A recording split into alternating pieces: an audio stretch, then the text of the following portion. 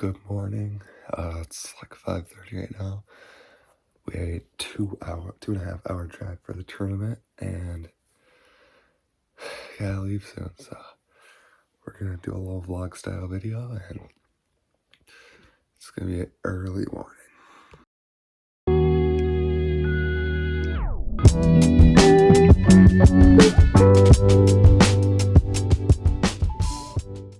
All right, Henry, you excited? I'm feeling stoked, like it's gonna be a fight out there.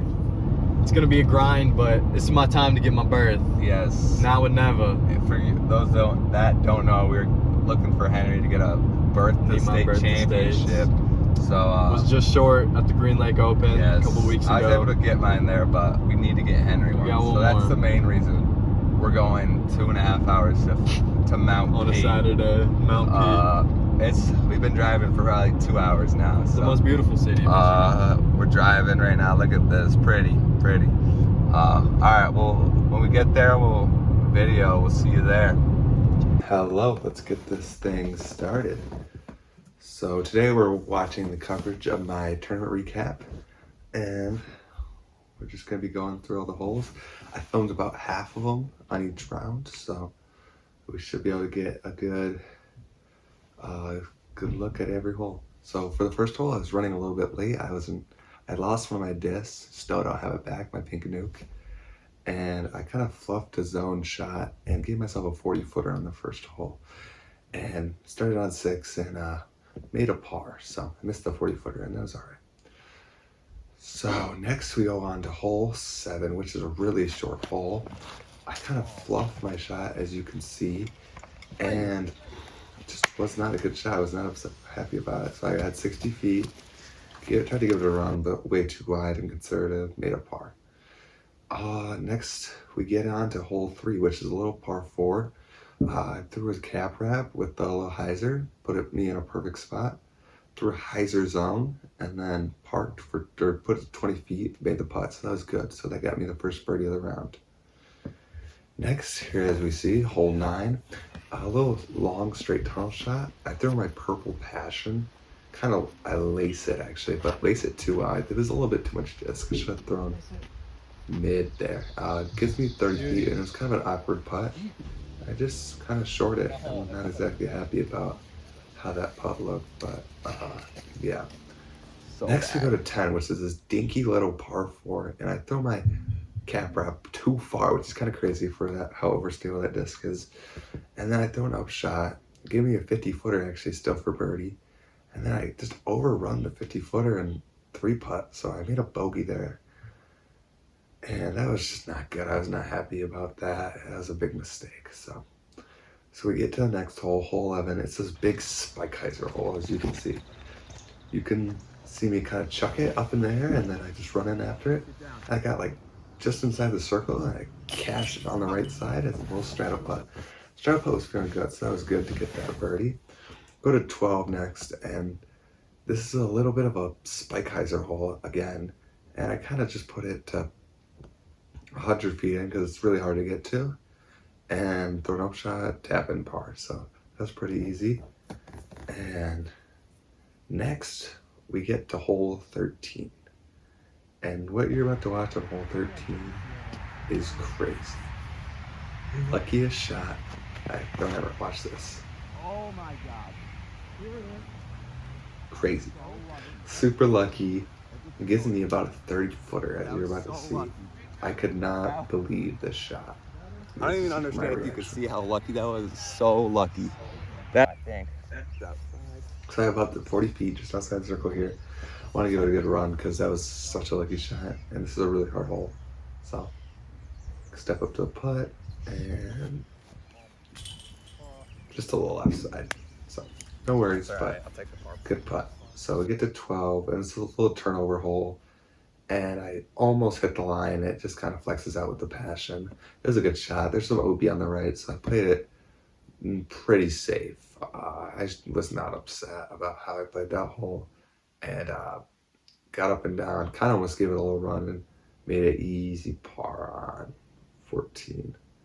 So next we get to 15. It's this little dinky turnover hole, And as you can see, I kind of overturn it way too much and throw it in the trees. Gets me to like 60 feet. Oh, really? My camera actually tipped over for the putt. It just kind of laid it up and took my par. 16 was next, and that's a short little forehand birdie hole. I throw my cap wrap there, and it gets me to like circles, probably 25 feet, but weird footing. And I drained it. It was weird footing, but I was able to get enough power to pop it above the rim. I just told myself I needed to get enough power. So that's my third birdie of the round. And we get to 17, which is a tough par 3. Here comes my tee shot, and I flipped it over just a little bit. I really wanted to go after this hole in it. Luckily, got pretty lucky, as you can hear me say, and I'm in position to make a par. As you see, I throw a little pitch forehand right here. Playing good so far. Got a little tap in par here after a lucky tee shot, so let's get it. So yeah, I was feeling good about myself. Here's a little tap it. I even putted with the camera, and I was 2 under, which felt good for the pot I was at, and I know there's some easy holes left. So we get to 18, and 18 was not good. As you can see, I kind of throw this errant, really early shot. There's a photographer there, and this is such a scenic hole. I wanted to throw it good, and the water scared me a little bit. I just totally fluffed it. So it gives me about right now. 70 feet here. I tried to give it a bid, but honestly, it was kind of just a layup. It actually hit the rock. It was a good layup, all things considering. So that was all right. And at this point, we are at hole 1. And hole 1 is this little hyzer up the hill, like dinker with a ton of trees. And I throw my hex, and I hit like first available. It was not good. I was not happy. So I thought a really tough scramble shot.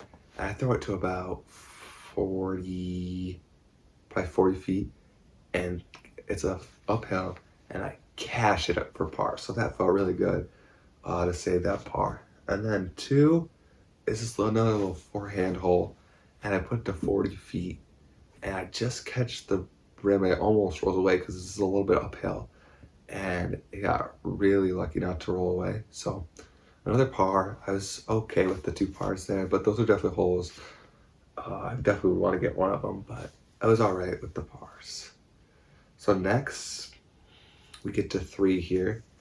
As you can see, I'm throwing that pass shot again. I was really ripping this thing.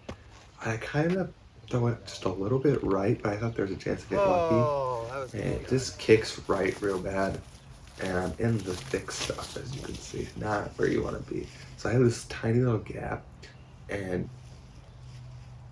I hit it perfectly. I literally threw the shot exactly how I wanted, and put me to like 10 feet, 15 feet, knock it in, take another par on 3 after being out of position. So 4 is probably the hardest hole in the course, and I throw this crazy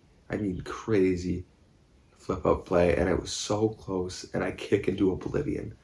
So I'm about 230, and all I have is this crazy tight flex forehand, and I actually pull it a little bit, and then it starts flexing back, and it kicks this tree, and it kicks another tree, and I'm about a foot inside circle 1. I have to straddle though, because there's this little plant on the right side, and I straddle and knock it down dead center. That one felt really good. So like back to the front, I made 4 par saves in a row. So now we get back to the 5th hole, and I'm feeling good. Like I know I probably need a birdie because I did not finish well, but I was scrambling well. I kind of throw this weird shot and hit this layup and got a tree hit, as you can see. But I think it was a good kick. I had about 10-15 feet left downhill with some weird footing, but overall it was good. So I ended up shooting 944 this round, and I wasn't too mad about it. I definitely left some birdies out there, but also saved some really good pars. So I was in good position. All right, good first round. Definitely could have played better, but we're out here grinding. We're just gonna play good the second round, try and get into contention. We're in third place, and we're only one shot back a second, a lot back at last. So let's just play a good round. We're on a different course here. So at this point, I'm 7 back of the lead. I just want to play disc golf and play a highly rated tournament. So I get to hole 10, and it's a very wooded hole. It's one of the tougher holes, and I grip lock it just a little bit with my CD1, and it gets through with a perfect little kiss to parked under the basket. So I start with a great birdie, which is real good start. And we get to hole 11. This is a really tough hole, again, where it's like a little bit downhill, and it's actually a par 4 on actual layout. And I just flip it a little bit too much, but throw a good upshot, and I park it for par.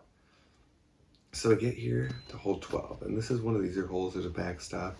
I throw a little flex zone, kind of a straighter zone, and as soon as it's out of my hand, I knew it was parked.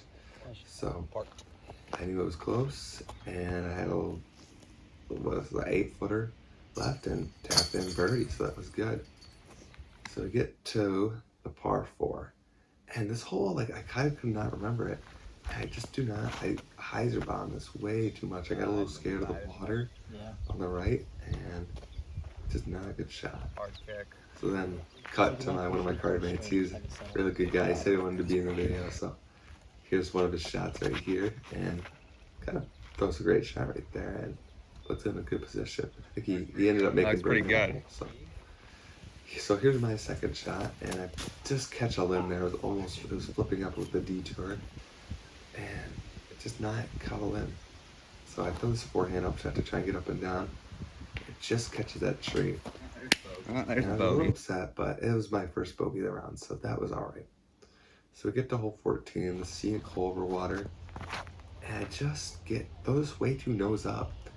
Like the line was money, and it gives me about 60 feet, and you can see my butt right here, but give it a okay bid. Never really gave it a chance though with the height, so I made it a par there. And so now we're on to 15, I should say, and it's a little flip up, but like a little 280, like hyzer shot, and I throw it like almost a little ace run with the quake, and it's a perfect shot. Gives me 20 feet, nail the putt. So that was really good. So then we get to 16, which is a low dinker flex forehand, and I just didn't put enough flex on it, and I gave me like 50 feet still, and I just ran it too hard and gave myself 25 feet back, and those are the ones I need to work on, those comebackers. Sometimes I lose confidence a little bit, and I just kind of spit out a little bit low right, but just was not a great putt, and I made bogey there on one of the easiest holes. So we get to the next hole, 17, and I want to get one back. So I throw this like a little turnover with the envy, and it just kind of kicks the tree. All right. And it gets me to like 25 right here, and absolutely dead center. So that was a good comeback birdie. And get to 18, and this hole is very scary. There's OB on the left side.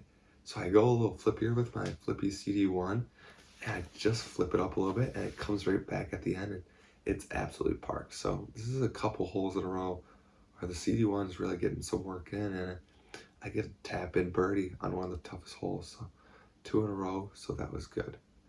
So I get to 1, and here's my buddy again, Drew. He does a little flex forehand, and he parks it. Good shot, dude. Yeah, really good shot.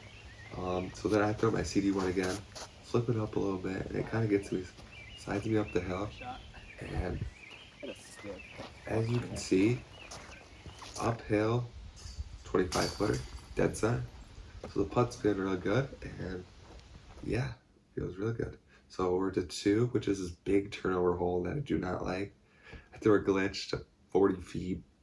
There's like this little hill in front of the basket. I just slid over the hill, almost made it, but tap in par. So that was no big deal. That was a fine par. So get to 3 here, and it's this little downhill hole with a lot of rough, and I kind of blocked the shot here, but I don't throw it high enough, and it gets a good reaction off the hill, and it skips right to the middle of the fairway. I just had this little zone up shot, and I park it and tap in my par. So it was pretty good to take the par there, because it can be a tricky hole. A little lucky, but we'll take it. So it's good. So we move on to 4, which is this little uphill, and there's a branch that you gotta kind of sneak under. And I throw the Roman, and I just flip it up just like a little bit, and it just kind of sneaks under the branch, skips up the hill, and one step inside, probably circle 1. And it was kind of uphill footing, but I made sure to get it there and nailed like 31 footers. So circle 1 stats have been good, and I'm putting real well. So it's another birdie. So next we get to 5, which is a monstrous par 3. And I kind of want to go at it, and I don't want to go early, but I overflip it into the stuff. I kind of block it here, but it gets a nice kick right back to the center of the fairway. There's the camera love. What happened, but so I have this little 100-foot approach with the zone, and it's parked and tap in my par. So we get to 6, and this is a little uphill, little kind of flexor, and I throw my Envy, and I love the line. It flexes back a little bit, and it's 15 feet long, and tap it in for birdie. So we're really getting on a streak here, and this is kind of when I realize I'm kind of in this. So 7, I start to feel a little pressure, and I have this little forehand, which I obviously have not thrown a lot of forehands, and I just a little short. I know I put it just out like 40 in the circle, but barely. And I had to straddle because it was in this annoying stuff, and you watched me just leak it a little bit right there. So that was a little bit unfortunate to not get that one there. So I knew I needed to get one of the last 2. So I'm on 8, and I was through a good shot with the hex, and it just flipped a little bit more than I wanted. And it hit like the last tree and kicked me back to like 70 feet. And I actually ran it a little bit too hard. Gave myself a 20-foot comebacker and cashed that for par. So going to the last hole, I knew I needed a birdie to have a chance to tie. And this was my tee shot with the Roman, the little hyzer. Threw it exactly how I wanted, and watched him call it up. Almost goes in. It has to be close. So I know like close, have like a 10-footer left, and tap in. I'm feeling pretty good about my round. Thank you, I appreciate it. 700 is pretty sweet. So I played a really good round, 995, really, really good. My highest rated round in a tournament. So I actually go and see my buddy Henry, and he actually gets a bid, which is pretty sweet. But I watched him finish out, and I was just kind of checking scores. I thought I was going to end up being in a playoff with this guy that had shot the 900 the first round, and he has 18 left, and I don't know if he threw out of bounds or what happened, but he made a bogey on 18, and I ended up winning the tournament without the playoff. So it was pretty awesome to win my first MA1 tournament this way, and having such a hot second round was super fun. And this tournament was a blast, and everything kind of went well. Henry got the bid, I got first place, so it was a really good time. And thank you for watching. So that's the tournament recap for this week, and see you next week for the next video. Peace.